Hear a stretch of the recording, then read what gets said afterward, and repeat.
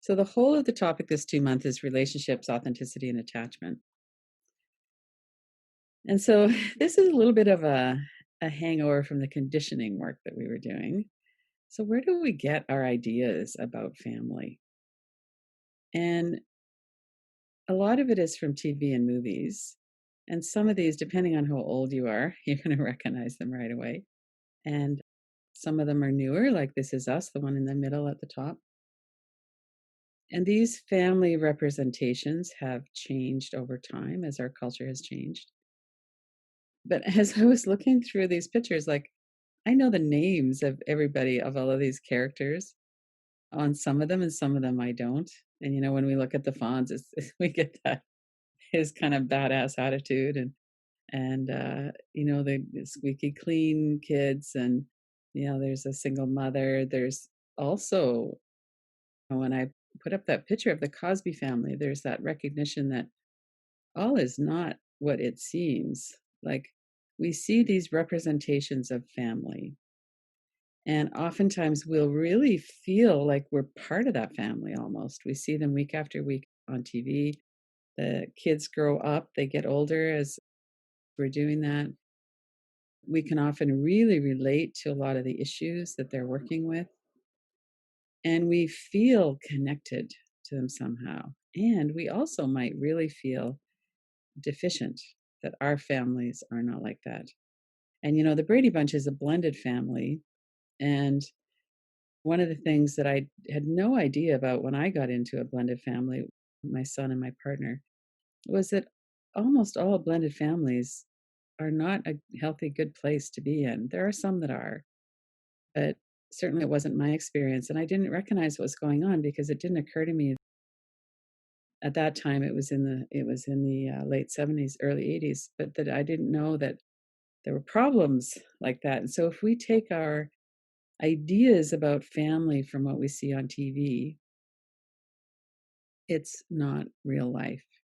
And it's not something that we could expect to actually duplicate in our life. And even though there are things about it that resonate with us and that feel familiar, families on TV aren't real families. They're not real people. They're actors.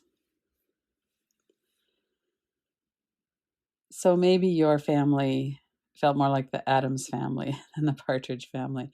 And even in the Addams family, even though they were pretty weird, there was a connection and a cohesiveness there that, I was trying to think of any TV shows that showed an actual alcoholic family or an abusive family. And I don't really think, nothing came to mind anyway.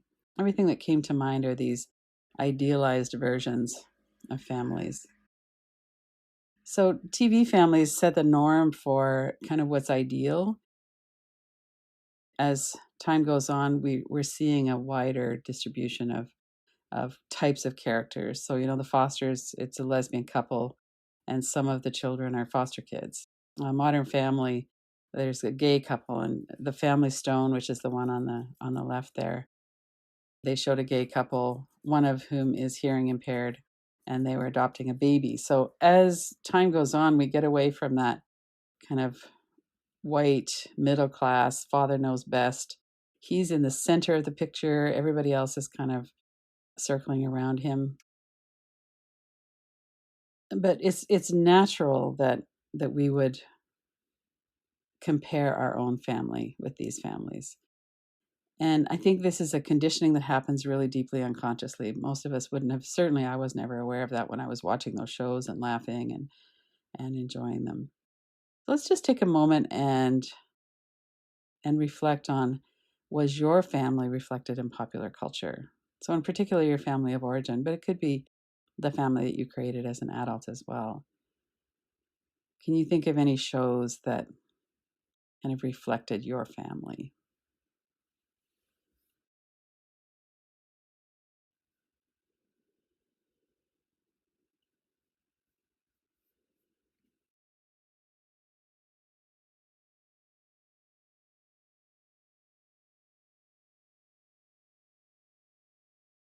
Heartland is a Canadian TV show.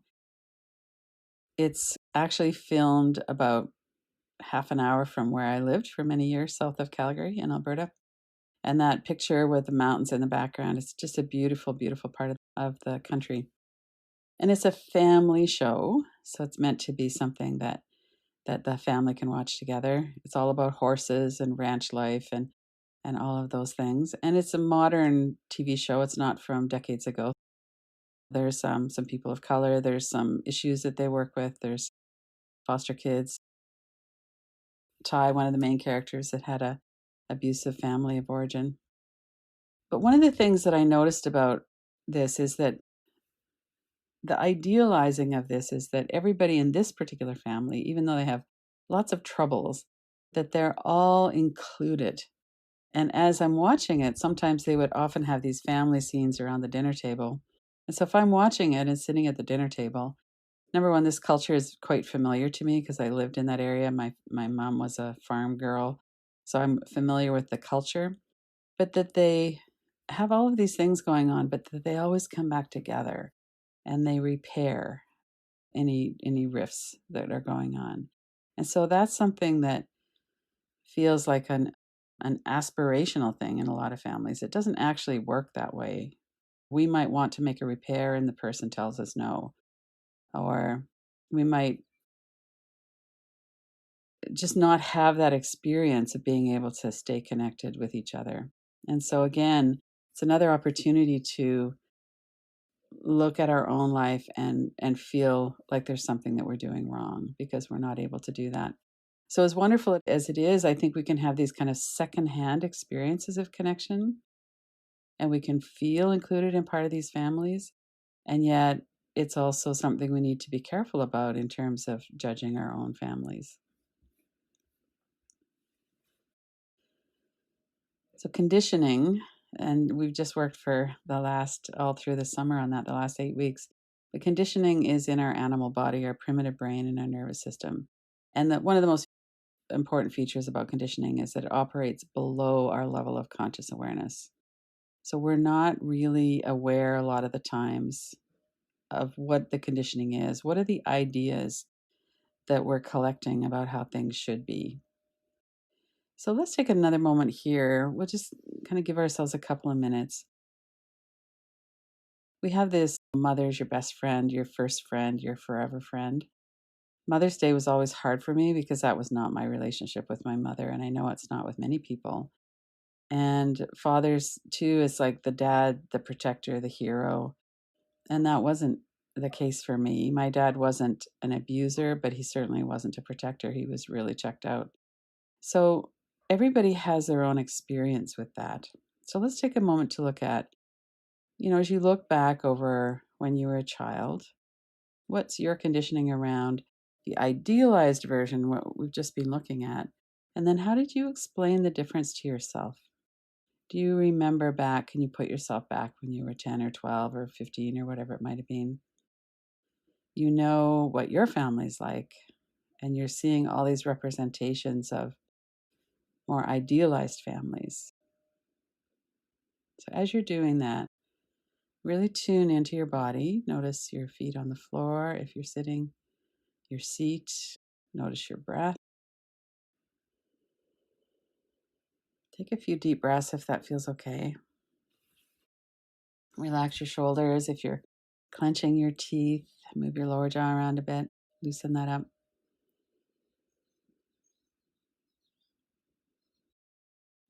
What was your conditioning and how did you see the difference between your family and the idealized family, and what were your beliefs that you formed about that?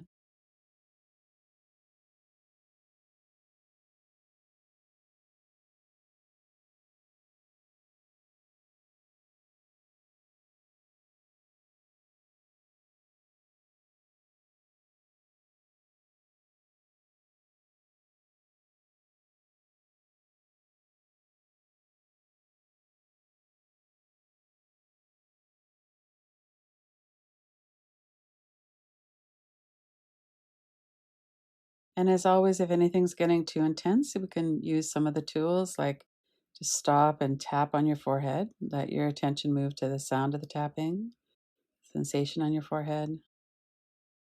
You could open your eyes and put an image or words on the wall on the other side of the room. Notice that these are just an image or words. So we're sitting and kind of noticing what's our experience in our body and breath, as well as the thoughts that come to mind. And we're stepped back a little bit. We're looking at and noticing the conditioning and the beliefs that we formed.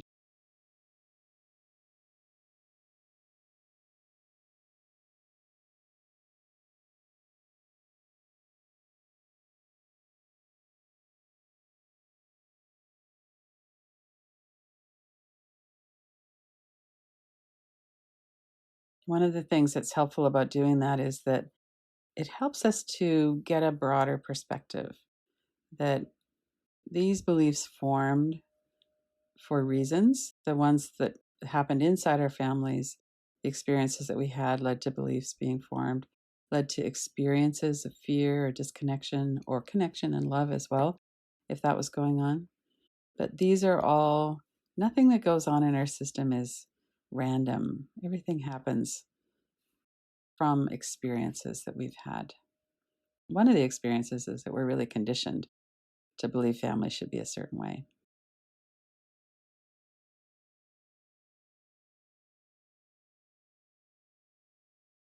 So to sit with this for a minute, and you could put your hand on your heart if you like.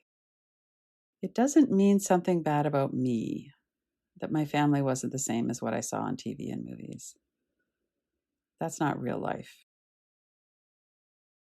See what your response is to that. Notice what comes up. It doesn't mean something bad about me, that my family wasn't what I saw on TV.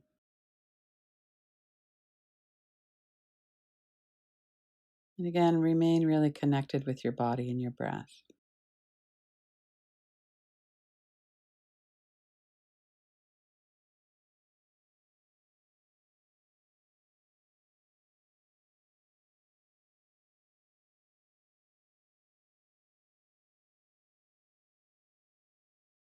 And there might be some argument going on, or there might just be some thoughts coming in.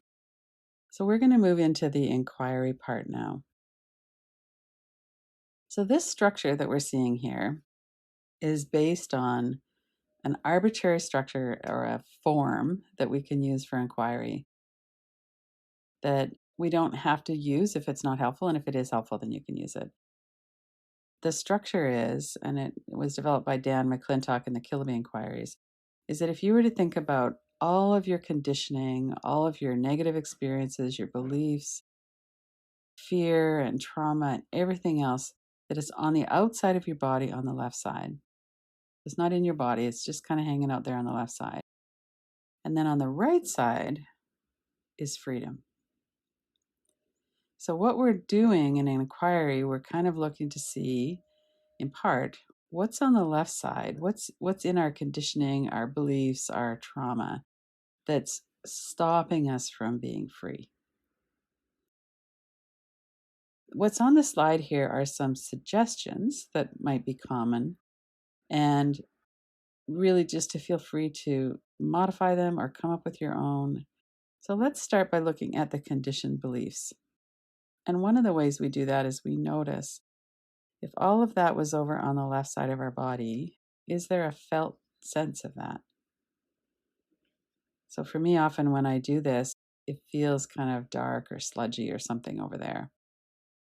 I can feel it in my shoulder on that side of my body. It feels like there's something icky there.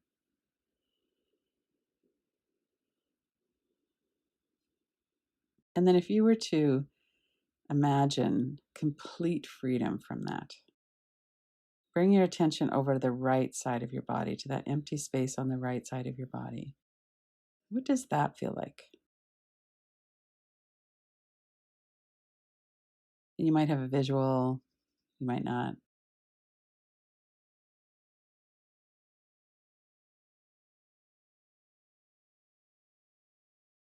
So let's start with the conditioned beliefs. There's something wrong with me. that I grew up in a family of with neglect and or abuse. So basically it's my fault. There was something about me that caused my parents to be abusive, or maybe your experience was that everybody else seemed to be getting along okay and you're the one who wasn't, so it must have been your fault. And the common experience is that we feel alone and ashamed and powerless. So add anything else into that. Let it kind of collect all the evidence over on the left side. You might be seeing pictures, there might be an energy. And if something's getting too intense or too triggering, then pull back, stop doing it. Deep breath. Let yourself look around the room. Notice that you're here. You're safe. You're not back in your past.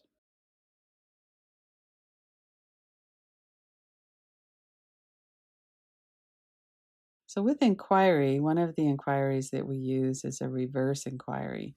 So, we're going to take some of those statements that are over on the left, some of those beliefs. So, you could take a moment here to kind of settle into a belief that you might want to work with. And then we flip it and we say the opposite. So, I am free from shame and conditioning around my childhood family, is one way to put it. My parents, not me, were responsible for my childhood family life. So these might be things that feel, yeah, that feels pretty neutral, or that feels true. Or there might be some kind of a resistance to that of just like, no, that's not true. I'm not free from shame. I really, there's something in me that says no to that. It might be a tightening in the body, it might be a words or a set of words. So we're going to do this for several minutes so you have a chance to kind of go into this.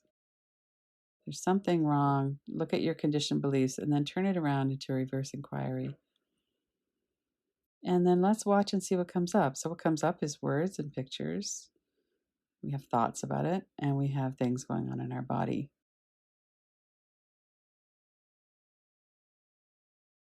So, stay really present in your body in this moment as you're doing this. Notice your breath. Notice that you can move in a bit and then step back.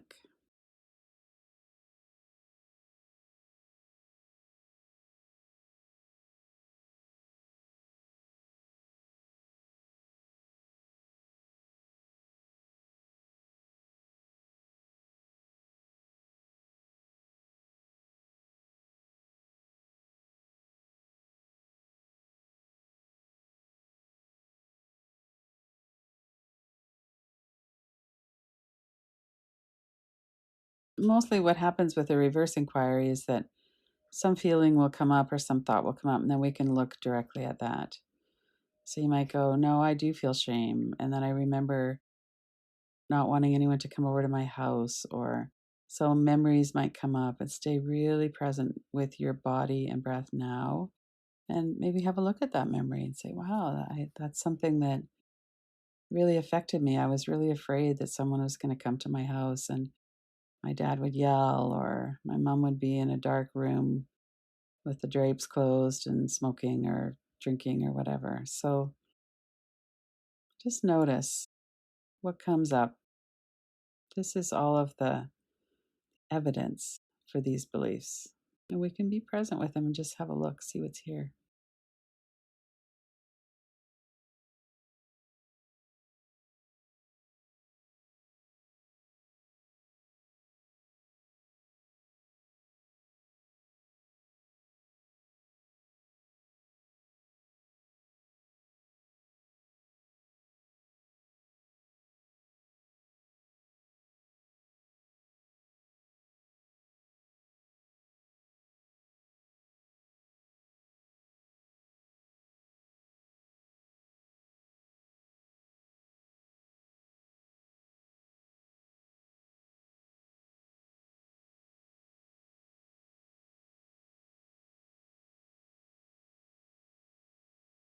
And remembering to be kind and compassionate when we were suffering as a child, even if we can see now that that belief doesn't really stand up.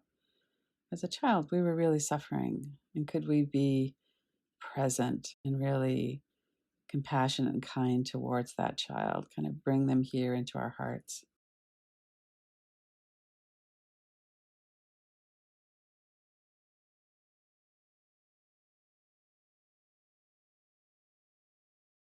What might we want to say? We might want to say something like, "It wasn't your fault. You're not alone now. I'm here." Just let it kind of evolve, this relationship that you have with yourself at that age. You're not alone anymore.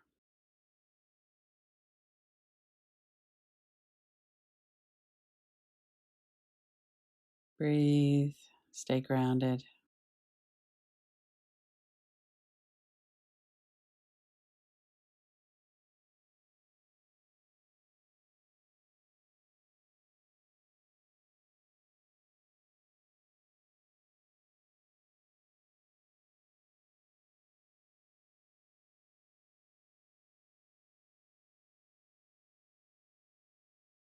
You might want to bring your attention over to the right side, to that empty space of freedom.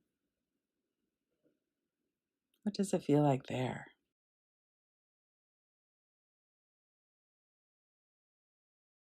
If you had completely healed from all of this fear and pain and conditioning, what would be left? What would your experience be in this moment? Feel that as well.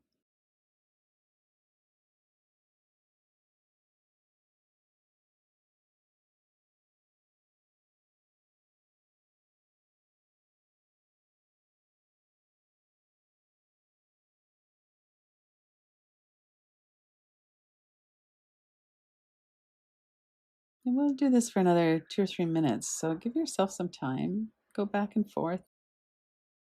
Have a look at a conditioned belief.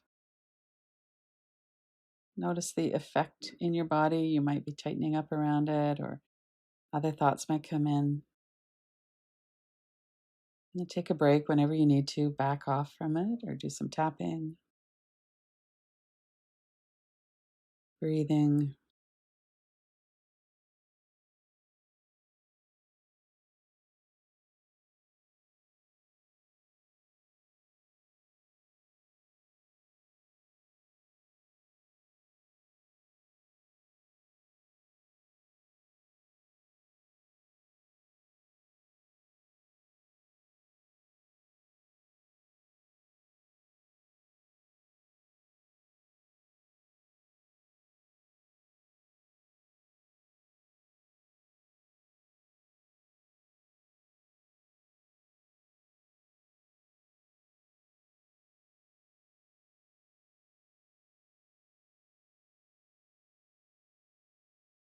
It's important to acknowledge as well that we don't have to withhold compassion from parents, our parents, or from ourselves as a parent too, just because things didn't go that well. We can acknowledge 100% that what happened in our childhood was from trauma from our parents, and that that wasn't our fault. We might not be blaming them for it, but in fact, they were responsible for setting the tone, and we weren't. So we don't have to hate them or anything else, although we might, and that's fine too. But we don't have to hold back from kindness and compassion. We don't have to connect that with blame and forgiveness. We could just let it be as it is and be really kind and clear. That was not my fault. I'm going to be free from that. I'm going to let that go.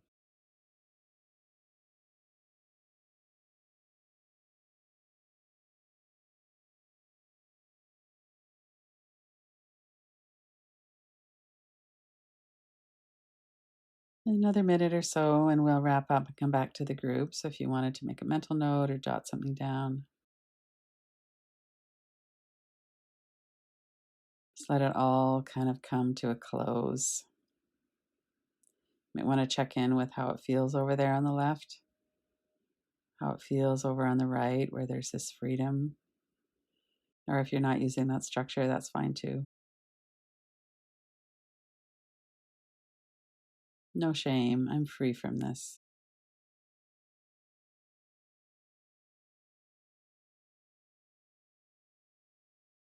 And then come back